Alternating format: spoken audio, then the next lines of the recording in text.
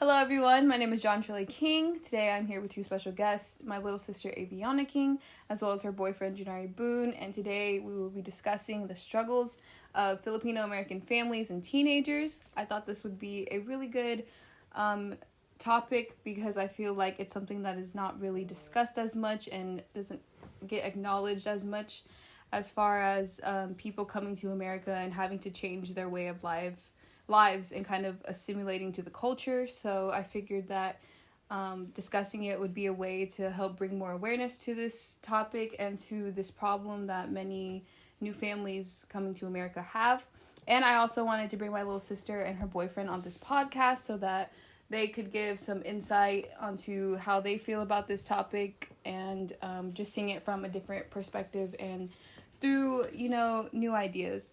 So we're going to get right into this whole topic, and we hope that you enjoy this little podcast that we have for you today. So the first thing that we're going to discuss is just these families adjusting to a new way of life. So either one of you could start kind of giving your take on it, and then I'll give my take on it as well. Well, I mean, how I feel about this situation is like people have like a hard time like with money and everything. It's like a struggle, like especially coming to America because they're so expensive. It's different from like the Philippines or whatever. And like it's very expensive out here, and it's hard getting jobs and like making money and stuff like that. And that's really all I have to say. It can be hard because sometimes you can't, like, some people don't really bring their whole family, so it can only be, like, maybe just, like, your immediate family, so, like, a mom and, like, her kids, and that could be hard if you're used to having, like, your whole family, then just switching it up to being, like, two of you guys, and then you, like, don't really know what it's like because it's your first time coming. I also agree with that. I personally feel that coming to a new country for anyone can be a really scary and challenging thing. I believe that at the end of the day, it's a new world full of different obstacles, and I think especially for the Filipino community, them leaving their culture behind and their loved ones to come to America is kind of their way of trying to get new opportunities that are not available to them in the Philippines. I think that America has kind of always been this representation of hope and having a better life, and so having these struggles and having these obstacles are often overlooked merely because it's just something that is seen normal, or because it's their choice that we don't really like to pay attention to it. So I think just being compassionate, having empathy towards their struggles and them trying to adjust to it would make the whole transition a little easier and just better for everyone overall. So next we're going to talk about some differences in core values for Filipinos. One of them being obedience, and also, the importance of family and also education. So, Avi, what do you think about these core values and how they apply to us personally? I think the core values are very important in family. I think there's something you kind of have to stick by when you're in the Filipino culture. It's just something that kind of becomes part of you. You can't really pick and choose, but it becomes a custom. I also agree with that. Me and my sister being half Filipino, I feel like a lot of times being raised by our Filipino grandmother and our Filipino side, for the most part, we were always taught to always respect your elders, that education was the most important, and that family was everything. And so I believe that these core values have kind of been ingrained in our lives and have kind of helped shape us to live our lives, and also the beliefs that we have as far as family and always respecting those who are older than us. And so it's definitely really different from other people who are my age or her age, or who have been in kind of the American culture, because you can see a lot of times, especially in teens, there's this kind of want for independence and self-care, not really listening to your parents, and kind of like a rebellion going on. So it's really just a big conflict of opinions because now you're dealing with not only the core values of Filipinos, but you also have kind of an inside influence of American culture and how they kind of run things in their households as well. So now that we're on the discussion of Filipino households and core values, I did want to take a moment to talk about teenagers that are going through this transition as first generation Filipino Americans. So Aviana, how do you feel kind of about, first of all, you being in high school? How would you really describe that experience? Okay, so my high school experience is, it's not really too much pressure on me because I'm not a first generation, but I do feel like there is pressure because, you know, some kids do have the option to kind of pick and choose to drop out. I mean, that's not the best option, but they are able to have that as an option. But I feel like in a Filipino family, you're more pressured to not only finish high school, but continue going on, and not only like finish high school with just okay grades, but exceed more and, you know, try to be at the top of your class. So, yeah.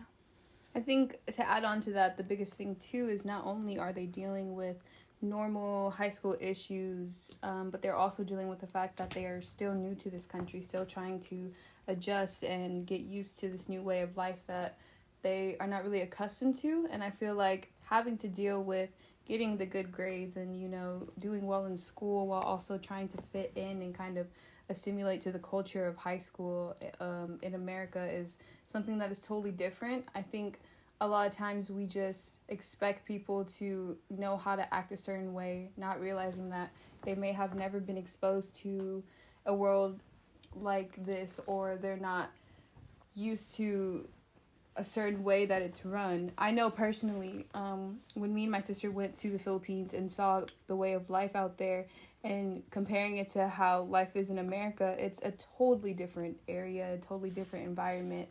And I feel like after seeing that side of the Philippines and seeing the way that it's structured compared to how things in America are structured, it just gave me more of a level of empathy and compassion for those who have to all of a sudden adjust to American life when they are so used to doing things another way in the Philippines.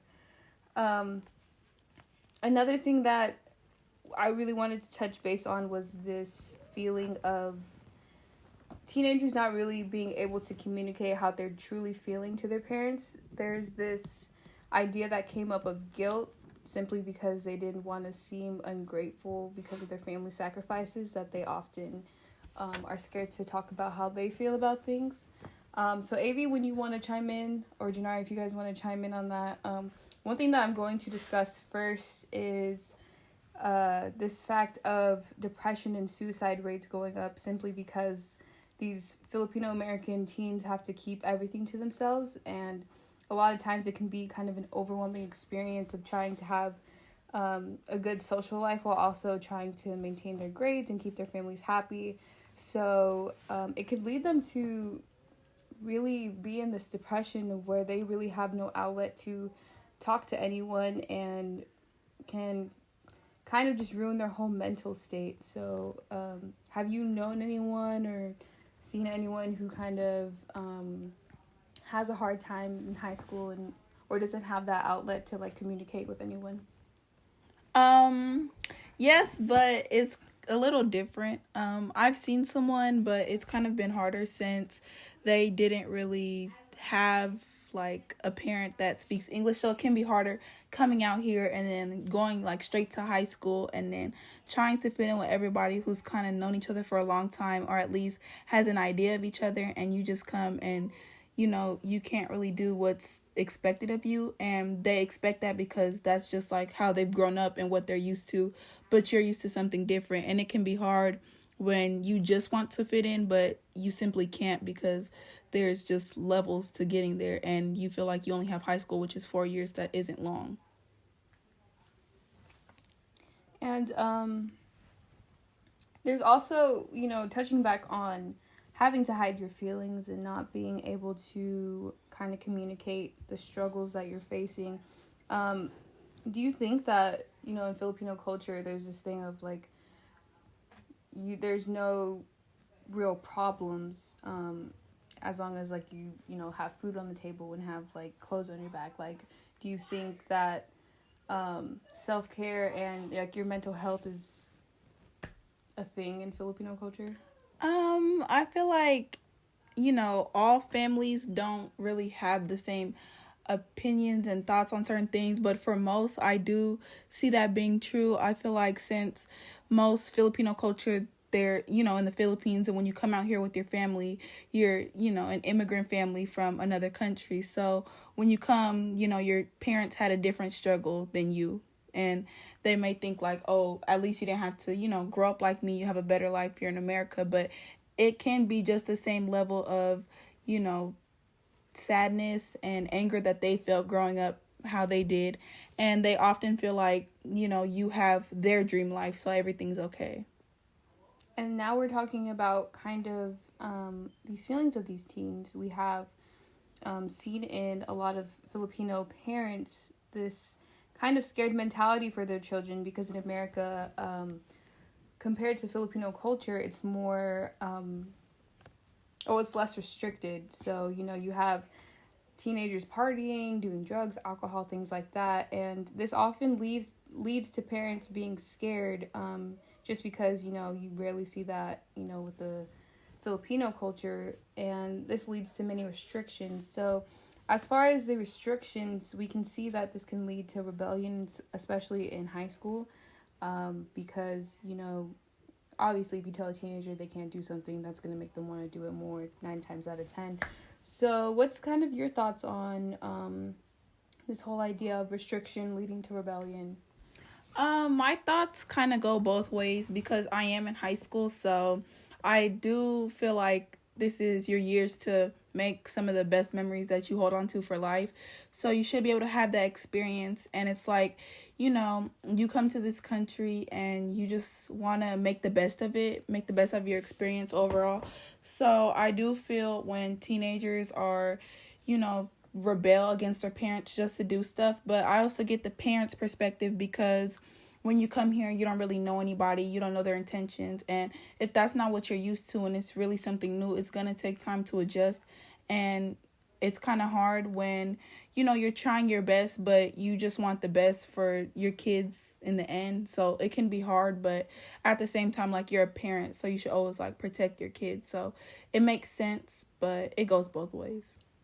I think a lot of times, too, that an act of defiance or rebellion can also come from just this need of attention. I feel like a lot of times with Filipino families working super hard to make sure that their lives can be maintained in the U.S., that children may not be able to get as much attention or as much time with their parents as they may need. Not saying that, you know, it's the parents' fault, because obviously, you know, they're focused on trying to make their children's lives the best that they can, but this need for attention, especially at that age, is really something that's important, and I feel like a lot of times is not really looked at as well, because it's a really complicated time. These teenagers are not only trying to figure out their next moves in the future and their path for their lives, but they're also, you know, hit with a lot of major things in life as far as, you know, romances and trying to juggle all of these things, whether it's like extracurricular activities and trying to get into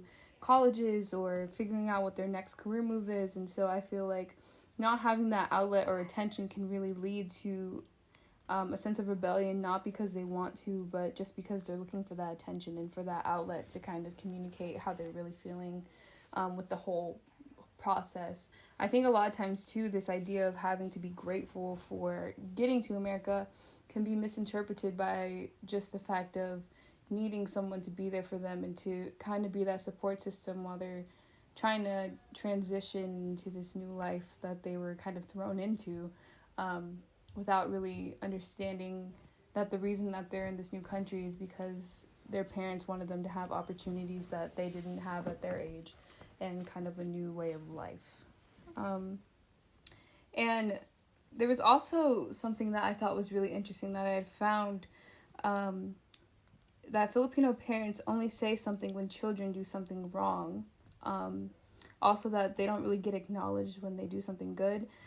So is that something that you've seen personally or like felt, or is that kind of just like dependent on the family? I feel that's dependent on the family. It's just, different people come up differently. They're raised differently. So it really just all depends on the parent. But I have seen that happen to other people in and out of Filipino culture. But like I said, it's not really nothing of just, only people like in the Filipino culture do it. It just really depends on who your parents were and how they were raised and what their beliefs are in certain things.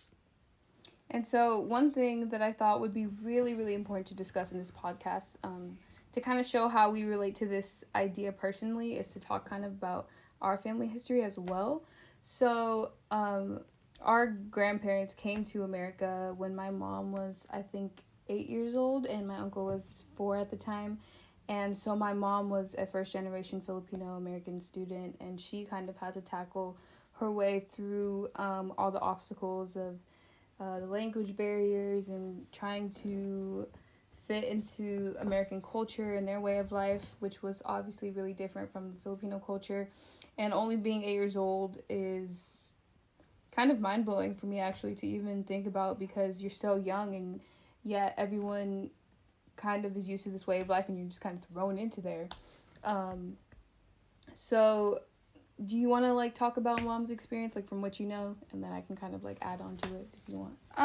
So from my mom's experience, what I've known just from like hearing stories and her telling me about it, I know that it wasn't ideal. A lot of people think, in the Philippines or any other country, when you come to America, your life just gets easier and it's just like the dream life. But for her, it really wasn't. It was a struggle between trying to, at a young age, just make friends. But it was hard because not everybody can be a friendly figure in your life. Not everyone, especially at the age of like 8, can understand that you may not know something that they were, raised and born into knowing, like English. And it can be hard when it's just, like I said, your immediate family, like your brother and your mom and your dad. Because if you're used to being around all your cousins and your grandma and your aunties and just everyone, it can be hard going from a whole village to just 4 people in one house. And it can feel like there's a lot of pressure because even though you're so young, your family's going to make the most out of it because you're the first one to go to school in America. And I also have kind of a point of view from my grandma. I talk to her a lot about it because she likes to fill me and my sister on her journey to America. It was really difficult for her. She didn't really have a support system out here. She oftentimes would find herself working lots of jobs without ever getting to rest while also trying to keep the family together. So she definitely had to go through many obstacles herself in trying to make sure that her children were okay, not only financially, but also mentally and emotionally as well, and just trying to be available for them. I know that she also dealt with a lot of homesickness because she is really close with her sisters and her parents and all her cousins and family that she had out there. And although she came to America to have a better life and to have many opportunities for herself and for her family, there were moments when she did want to go back and she did want to be with those that she loved, because America was a tough kind of hit of reality that, yeah, it's a world of, a place that can be better and have more opportunities and kind of like the dream place, but at the end of the day, it is hard work and you really don't see what goes on behind closed doors and trying to make that dream a reality.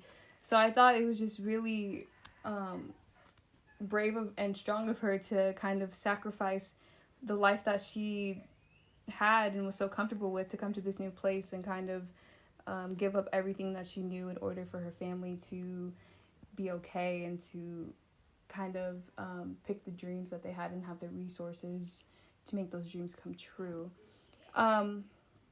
So, and then my mom obviously had us, which kind of backtracked her plans as well from going to college and kind of stopped her from getting to have those dreams. Do you feel pressure to kind of succeed and be able to do the things that she was not able to just because she had us really young? Um, I definitely do feel like, well, I don't feel like pressured like a life or death situation, but I do feel like there's something in me that makes me just want to be really successful and just makes me want to accomplish more. It kind of makes me set my goals bigger because I know, like, I have to be better in order for my family to see, like, they didn't come out here just for no reason. I think growing up, I was always taught that education was the most important, which kind of fueled my thoughts on life and kind of where I wanted to end up. I definitely wanted to go to college because I would be a first generation and just kind of wanted to leave a legacy of my family that through all their sacrifices that it was possible and it was obtainable. I feel like education was always the forefront of my life, and I knew that it wasn't just my degree that I was going for, but it would be something that me and my family could share as an accomplishment, especially for my grandma, just all her sacrifices and all her hard work of trying to come to America and making this life for me and my sister even possible in the first place. I just always thought of her, and anytime I had a struggle or if I felt like I couldn't do something, I would think of, all her struggles and all the obstacles that she had to face and how hard it must have been for her to kind of bear all the problems of everyone and try to fix it as best as she could. We always talk about how she's like the glue of the family because she's just always making sure that everyone's okay, always making sure that we're kind of in the right mindset so that we can, overcome anything and kind of make our dreams come true. So definitely education was really important, and her story kind of fueled the fire in both of us to kind of go out there and make our dreams come true and not make their sacrifices, for nothing. So that's really, really important as well. So the last thing that we're going to be talking about is how we, and this podcast as well, can build a stronger alliance between Filipino Americans and also those of different backgrounds who may have never known of this struggle or just needed more information about it as well. I believe for people in different cultures and just everybody, like no matter what culture you come from, what race you are, what language you speak, I think it's just a thing of understanding each other better, not judging someone without, knowing what they've been through, and just everybody making it an easier way for everybody to just succeed. Don't be in competition with anybody. Don't feel like you're better than somebody just because you speak English and they may not, be a helping hand. You don't have to go out your way and tutor them and all that, but if you're helpful and you're friendly and you can just maybe just say hey to them every day or teach them new words, sometimes that can help them and just make them feel less lonely. And especially Americans, when you may see people coming from other countries, just this is your experience, and try to imagine yourself if you came from America and then went to their home country, how you would feel, how you would be in their shoes. So before you judge anybody, put yourself through their shoes and think about their struggles, because you don't really know their struggle until you live it. I think for people like me and my sister, it's easier for us to kind of have that compassion and sympathy because we are half Filipino and we kind of identify greatly with that side because we were raised from my grandmother and my mother and, our whole entire Filipino side. But just advice that I would have to people who are not really accustomed to Filipino life or have never really dealt or don't know how to deal with people who go through that is just, like she said, to have compassion, to kind of be understanding of, what they might be going through. Not only are they dealing with normal problems such as work and, trying to pay rent and trying to be great parents to their teenagers, and the teenagers dealing with school and, normal high school dramas, trying to get into college and also having a good social life. But they're also trying to learn about a new culture and a new environment and a new place that they're not really familiar with. And I feel like if we just show a little compassion and let them know that they're not alone and that if they ever need anything and kind of be a support system for them, that it could make the transition a whole lot easier, and to kind of not be in this mindset of competition, because I feel like, especially in America, people are so fixated on money and with being on top and having the most power that we often forget that we're all just people at the end of the day who have our own share of struggles, our own problems at home and dealing with different things. But at the end of the day, we kind of understand each other, just because you will always meet someone who's gone through something or is going through something like you, and I feel like it's better if we help each other rather than go against each other, and not really let greed or let our egos get in the way of just being there for one another. So Yeah, like even like with like this kids overall, like they already have like a struggle like just coming to America. And then like us as Americans, like we're known as like bullying a lot of people, and there's a lot of bullying going on in like life or whatever.